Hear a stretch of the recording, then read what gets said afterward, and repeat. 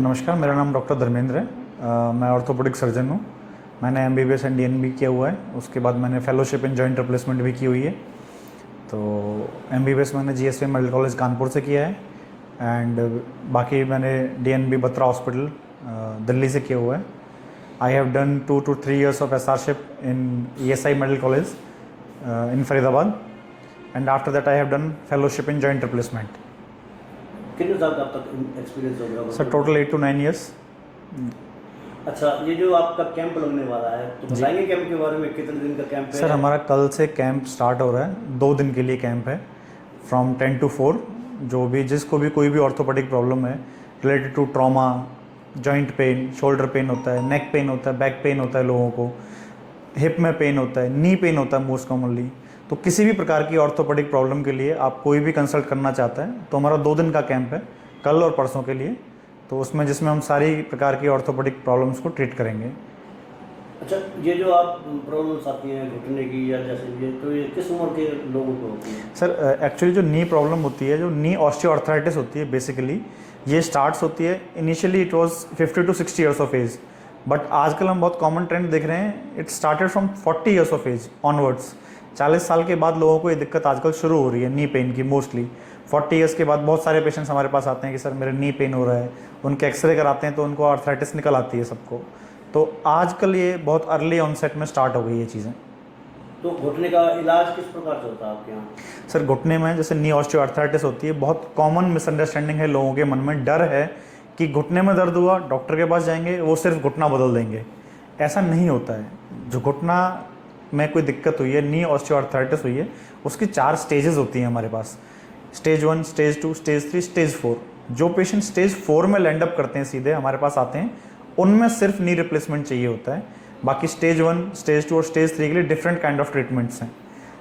तो डेमो करके बता सकते हैं आप किस प्रकार से हमारे शरीर की जो प्रक्रिया होती है घुटनों की, किस प्रकार से? जी बिल्कुल, मैं आपको समझा देता हूँ थोड़ा सा नी ऑस्टियोआर्थराइटिस में होता क्या है। ये हमारा नी जॉइंट है एक, इसमें this is our thigh bone, जो हम थाई की हड्डी होती है।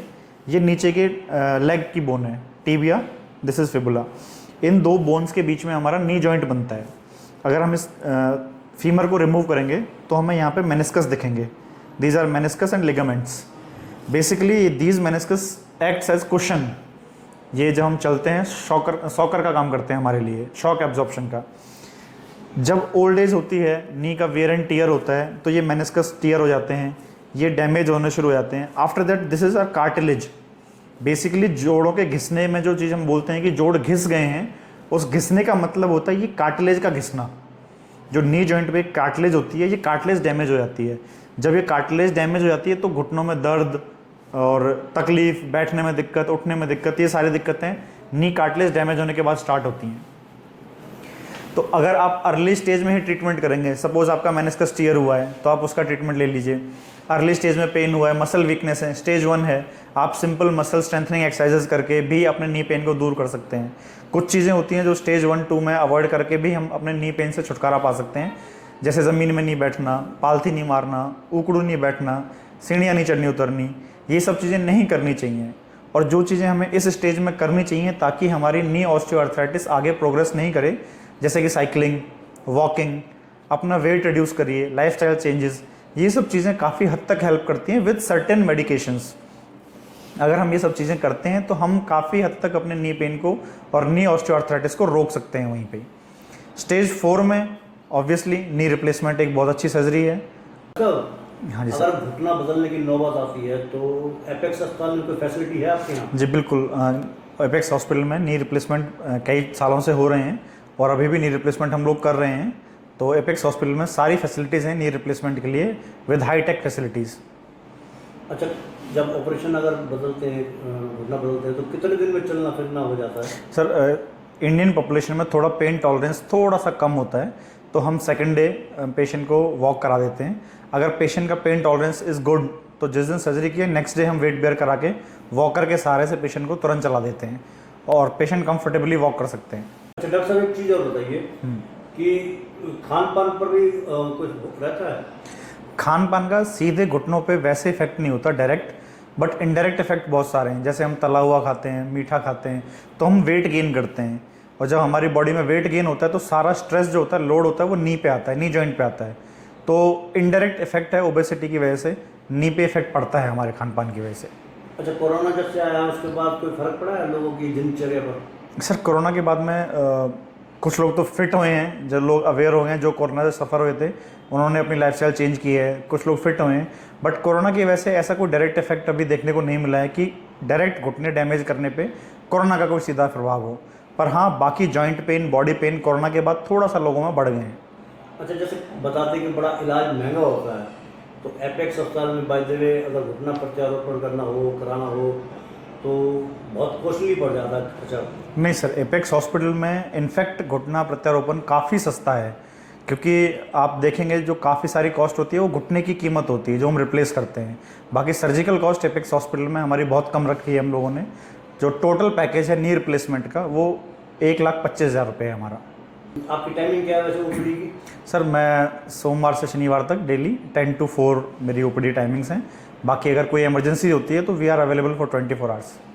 अच्छा, कई बार एक्सीडेंट के केस हो जाते हैं तो उसमें हड्डियों पर काफ़ी फ्रैक्चर होते हैं, तो उसमें किस प्रकार से फैसिलिटीज है आपके यहाँ?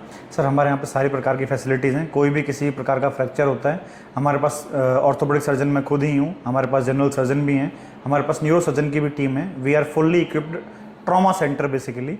किसी भी प्रकार का ट्रॉमा, रोड एक्सीडेंट, किसी भी प्रकार की इंजरी हम डील कर सकते हैं बड़े आराम से, क्योंकि हमारे पास सारी टीम पलवल में अवेलेबल है, जो कि बाकी हॉस्पिटल्स में कहीं फुल्ली इक्विप्ड टीम नहीं है।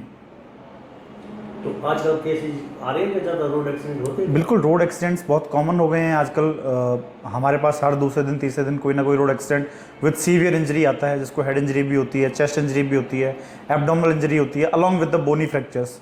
तो we are fully equipped centre, तो हम उन चीज़ों को काफ़ी अच्छे से डील कर सकते हैं। क्या कहना चाहेंगे एक डॉक्टर होने के नाते कि जो वाहन चलाएं, अगर व्हीकल चलाते हैं फोर व्हीलर, स्पेशली तो कम से कम ड्राइविंग के नॉर्म्स के अनुसार चलाएं? सर बिल्कुल 2-3 चीज़ें बहुत ध्यान रखने योग्य हैं। जैसे कि मेरी एक स्पेशल रिक्वेस्ट कहूँगा मैं इस चीज़ को, जो भी लोग बाइक ड्राइव करते हैं प्लीज़ हेलमेट ज़रूर पहनिए आप लोग। जो आगे बैठे हैं वो भी, जो पीछे बैठे हैं वो भी, और जो गाड़ी ड्राइव कर रहे हैं वो सीट बेल्ट ज़रूर लगाएं। काफ़ी मैंने पलवल में आके नोट किया है, लोग हेलमेट बिल्कुल नहीं लगाते हैं। लोग सीट बेल्ट लगाना शर्म की बात समझते हैं कि पुलिस वाले दिखेंगे तो लगाएंगे, ऐसा बिल्कुल नहीं है। सीट बेल्ट और हेलमेट आपकी खुद की जान के लिए। कितनी बार हम लोगों ने देखा होता है एक्सीडेंट होता है, कुछ नहीं होता, पेशेंट को एक्सपायर हो जाता है, क्यों? हेड इंजरी हो गई। अगर उसने वहाँ पे हेलमेट पहना होता तो वो सब चीज़ें हम अवॉइड कर सकते थे। अच्छा, कोई शराब पीकर भी वाहन चलाते हैं तो उसमें दुर्घटना बढ़ती हैं? सर बहुत कॉमन सी चीज़ है। हमारा शराब पीने की वजह से हमारा एक्यूमेन, हमारी अवेयरनेस बहुत कम हो जाती है, हमारे रिफ्लेक्सेस बहुत स्लो हो जाते हैं, तो एक्सीडेंट के चांसेस बहुत ज़्यादा बढ़ जाते हैं। जो आप देख रहे हैं YouTube channel, Facebook page, Instagram और ट्विटर हैंडल, इसको आप लाइक फॉलो अवश्य करें और कमेंट बॉक्स में जाकर एक प्रतिक्रिया अवश्य दें। वोकल फॉर लोकल के लिए हमें आपका इतना सा सहयोग जरूरी है। धन्यवाद। जय हिंद, जय भारत। हम आपसे अगर अनुरोध इसलिए भी करते हैं क्योंकि अगर आप ऐसा नहीं करेंगे तो लोकल चैनल कैसे आगे बढ़ेगा। मेन स्ट्रीम मीडिया के मुकाबले में लोकल चैनल ही आपका हितकर है।